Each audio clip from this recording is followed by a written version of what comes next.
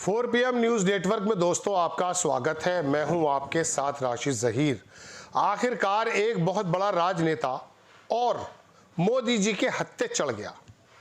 नीतीश कुमार की राजनीति दोस्तों मैं आपको बता रहा हूं लगभग खत्म हो चुकी है। पार्टी में जो तोड़फोड़ भारतीय जनता पार्टी ने की, वहां पर लल्लन सिंह हो या झा साहब हो, अब पार्टी नीतीश कुमार के कब्जे में नहीं है, लोगों का ऐसा कहना है। लेकिन बिहार को जीतने की जो ब्लूप्रिंट बीजेपी ने तैयार किया है, जो चर्चा का विषय बन रहा है बुद्धिजीवियों में, वो ये है कि 240-43 सीटों में बीजेपी 150 और 160 के सीटें लड़ने का प्लान कर रही है। और वहीं नीतीश कुमार जो 110 या 15 की बात किया करते थे, उनके मंत्री 90 की बात कहने लगे हैं। अब 90 अगर वो मांग रहे तो 70 सीटें दे देंगे नीतीश कुमार को, अगर साथ रहे। कोई चारा भी नहीं बचता है। बाकी चिराग पासवान, मांझी वगैरह, और अपना स्ट्राइक रेट बीजेपी महाराष्ट्र की तरह करने वाली है कि 150 सीटों पे लगभग लड़ेंगे और 128, 30, 32 सीटें जीत लेंगे। 122-23 का आंकड़ा चाहिए वहां के लिए। 100 सीटें वो लेकर आ जाएंगे। और बाकी चुनाव आयोग की तो मेहरबानी आपको मालूम है ही। चिराग पासवान और इन लोगों को लेकर के अपनी सरकार बना लेंगे। नीतीश पे डिपेंडेंसी खत्म हो जाएगी। अब इंडिपेंडेंट नहीं नीतीश जो है सोच पाएंगे कि मैं कुछ कर सकता हूं। मैं आपके सामने ये बात इसलिए लेकर के आया कि आरएसएस और बीजेपी, उनका एक दूरगामी सपना ये रहा है पहले से ही कि साहब बिहार पे बीजेपी का चीफ मिनिस्टर हो। हिंदी भाषी इस बेल्ट में उनका चीफ मिनिस्टर नहीं बन पा रहा है। इस बार तैयारियां पूरी हैं और अगला महाराष्ट्र अगर बिहार बन जाएगा तो इसमें कोई मुजायका, कोई अतिशयोक्ति नहीं होनी चाहिए। बीजेपी के पास संसाधन है, बीजेपी के पास ईडी है। वो एक फिल्म देखी हमने, दीवार, उसमें कहता है वो कि मेरे पास क्या है, मेरे पास क्या है, मेरे पास क्या है, तो कहता है मेरे पास माँ है। तो बीजेपी के पास जो चुनाव आयोग है जैसा आरोप लगते हैं, ये बहुत हद तक कई सारे मर्जों की दवा है। लेकिन दोस्तों बात यह है, उसके बावजूद भी ऐसा नहीं है कि खुली बेईमानी है। कुछ ना कुछ तो जमीन पे बीजेपी करती है। मैंने आपको पिछले एपिसोड में बताया कि किस प्रकार से नीतीश कुमार का जनाधार खत्म करने के लिए 7 मंत्री अपने बना दिए हैं। और नीतीश कुमार कितने बैकफुट पर हैं, उनकी पूरी की पूरी पोजीशन से पता चलता है। वो कहीं और जा नहीं सकते, चूंकि वो कश्तियां जला है। अब कहाँ जाएंगे? पलटी मारेंगे। इस वाले जो दशा उनकी शरीर की लगी, जो उनकी बोलचाल इन फ्रंट ऑफ मोदी दिखाई दी, उससे तो बिल्कुल नहीं लगता है कि नीतीश कुमार अब कोई बगावत कर पाए। लेकिन जितना मैं बिहार के लोगों को जानता हूं, बड़ी जीवटता होती है इनमें। हो सकता है वो कुछ ऐसा कर जाए, लेकिन फिर भी ज्यादा चांसेस अब ये हैं दोस्तों कि अब ये टिकट का जो वितरण का दौर, 8-10 महीने रह गए चुनाव में, ये टिकट का जो चलेगा, जो भी वो दे देंगे वो मान लेंगे। अब शिंदे ने तो किसी प्रकार से योजना को चला करके या चुनाव आयोग की मेहरबानी से वहां सीटें जीत ली थी।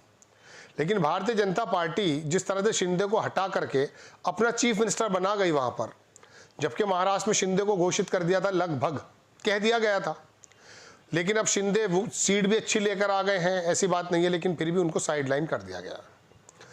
ऐसे नीतीश कुमार एक ऐसा नेता भारत में, जब मैं नवीन पटनायक, वाईएसआर और वो जचपा वाले जो बंदा है वो, और बहुत सारे नेताओं को देखता हूं जिनका जमीन पर पोजीशन तो बनी थी, लेकिन केजरीवाल के साथ नीतीश कुमार का जो ये पर्दा परल ना होकर के उसका जो पटक्षेप किया है मोदी जी को, इसके बारे में तो वाकई एक अच्छे राजनीति की संज्ञा देनी चाहिए। बिहार में दरअसल दोस्तों ब्लूप्रिंट बीजेपी का लगभग तैयार हो गया, ऐसा बताया जाता है। सूत्रों से खबर है कि लगभग बीजेपी 150 और 160 सीटों पर लड़ने का प्लान कर रही है। अब वो बाकी तमाम चीजें जो है ना, उसको सिर्फ इतना चाहिए कि जैसे कभी दाल में तड़का लगता है ना, नीतीश कुमार एक तड़का रह गए सिर्फ। वो उन सीटों पर जहां बीजेपी का कैंडिडेट होगा और बीजेपी का कैंडिडेट अपना वोट मांग रहा होगा, तो नीतीश कुमार वहां मदद कर देंगे, ये काम कर देंगे।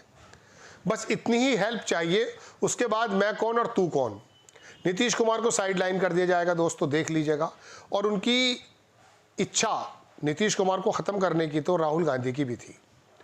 बीजेपी के मोदी और राहुल गांधी कांग्रेस के, ये दो नेता ये चाहते थे कि केजरीवाल और नीतीश कुमार, ये दोनों बार बार कभी कभी लगते भी थे, ये प्रधानमंत्री पद के नेता दिखाई देने लगते थे, अपनी बात भी करते थे, ममता बनर्जी तो थोड़े एग्रेसिव रहती हैं तो उनको थोड़ा एक्सेप्ट तो करते हैं लोग, लेकिन ज़्यादा नहीं। लेकिन पूरी पैन इंडिया में, अक्रॉस इंडिया में नीतीश कुमार ने जिस प्रकार से गठबंधन बनाया था, चर्चा चलने लगी थी कि शायद ये आदमी बन सकता है। केजरीवाल में वो गट्स नज़र आए थे, तो दिल्ली में तो केजरीवाल की वो ताबूत में कील लगा दी उन लोगों ने। अब देख लीजिएगा पंजाब के इलेक्शन के बाद केजरीवाल की पार्टी का शायद कुछ पता चले ना चले। हालांकि वो लोकसभा में आने की कुछ तैयारी बताई जा रही कर रहे हैं, करेंगे तो अच्छी बात है। मैं तो चाहता हूँ ऐसे नेता जिंदा रहें, जिंदा मतलब इनकी राजनीति जिंदा रहे। लेकिन नीतीश कुमार का ये वाला अंत होगा, इस बात की उम्मीद मुझे नहीं थी। ऐसा नेता जो हाल चाहे कुछ भी हो अपने आप को सार्थक सिद्ध करता चला आ रहा था, अति पिछड़ों में, महादलितों में, महिलाओं में। और इसमें भी कोई दो राय नहीं है कि बिहार में चाहे कुछ भी हो, लालू प्रसाद यादव के टाइम से लेकर के अब ज़्यादा गरीबी रेखा के नीचे लोग रहते हैं, लेकिन फिर भी कुछ काम तो हुआ था वहाँ, इसमें कोई दो राय नहीं है। जैसे बाकी प्रदेशों में हुआ है, होना तो बहुत कुछ चाहिए था, लेकिन फिर भी मैं कह सकता हूँ कि जंगल राज जो सन 97 में हाई कोर्ट पटना ने कहा, वो जंगल राज अब नज़र नहीं आता है। पहले बड़े बुरे हाल थे, लेकिन खाली बिहार के नहीं थे, चंबल के भी थे, यूपी के भी थे, हरियाणा के भी थे, झारखंड के भी थे, मतलब सब जगह के ये हाल थे। उड़ीसा, बंगाल, बहुत बुरे, आज भी हाल बुरे हैं। अगर आप किसी दूसरे स्टेट्स या दूसरे देशों से तुलना करेंगे तो हालात आज भी बहुत अच्छे नहीं हैं। तो दोस्तों बात यह है कि नीतीश कुमार का इस तरह से ख़त्म हो जाना या ख़त्म हो जाना जैसे संकेत होना, ये एक वोटर की तरह, एक भारतीय की तरह मैं थोड़ा सा इसको, वो चाहे कुछ भी उन्होंने किया हो, लेकिन इन लोगों ने जेपी की अगुवाई में जो राजनीति जिस प्रकार की सीखी थी, देश के अंदर दलितों का, कमज़ोरों का, अल्पसंख्यकों का, ओबीसी का, इन्होंने किसी तरह से प्रतिनिधित्व करके उनको मुख्य धारा में लाने की कोशिश की थी। वरना वर्ण व्यवस्था के मुताबिक रजवाड़ों का राज था साहब। बड़े बड़े लोग, बल्कि पार्टी के अंदर, कांग्रेस के अंदर तो बड़े बड़े रजवाड़े नेता ऐसे होते थे जैसे वो राजा है। वो तो आज एक राजा तो बीजेपी में आ गए, श्रीमंत, पता नहीं क्या क्या कहते हैं उन्हें आज भी। तो दोस्तों बात यह है कि वो चीज़ तो ख़त्म कर दी थी इन लोगों ने, जब जेपी ने और तमाम लोहिया ने इस तरह की मुहिमें चलाई थी। लेकिन दोस्तों बात यह है कि बीजेपी ने अपना ब्लूप्रिंट लगभग वहाँ तैयार कर लिया है, और अगर बिहार महाराष्ट्र जैसा बन जाए, जिसकी मुझे उम्मीद थोड़ी कम है, तो कोई इसके अंदर मुजायका नहीं होना चाहिए, क्योंकि उनकी प्लानिंग नीतीश कुमार को किसी तरह से थोड़ा आखिरी वक्त में इस्तेमाल करके साइडलाइन कर देने की है, और ख़ुद ही वहाँ पर बहुत मजबूत तरीके से अपना लेकर आएंगे। वो अपना चुनाव आयुक्त का जिम्मेदारी हो, चुनाव आयोग की हो, वोटर लिस्ट के अंदर कुछ ना कुछ ऊपर नीचे हो, तमाम चीज़ें, सब चीज़ें हो सकती हैं। लेकिन अब ये लगभग 100 सीटों से ज़्यादा जीतने की कोशिश करेंगे, और चिराग वगैरह से लेकर के अपनी सरकार यहाँ वो बना लेंगे। तो बिहार अगला महाराष्ट्र भी हो सकता है। और गलतियाँ किसकी हैं ये तो आप याद करेंगे, तारीख याद करेगी नीतीश कुमार को। आपको खबर कैसी लगी अपनी राय कमेंट्स बॉक्स में ज़रूर दीजिए। चैनल को सब्सक्राइब कीजिए, शेयर कीजिए। नेक्स्ट टाइम में किसी खबर के साथ हाजिर होता हूँ। जय हिंद।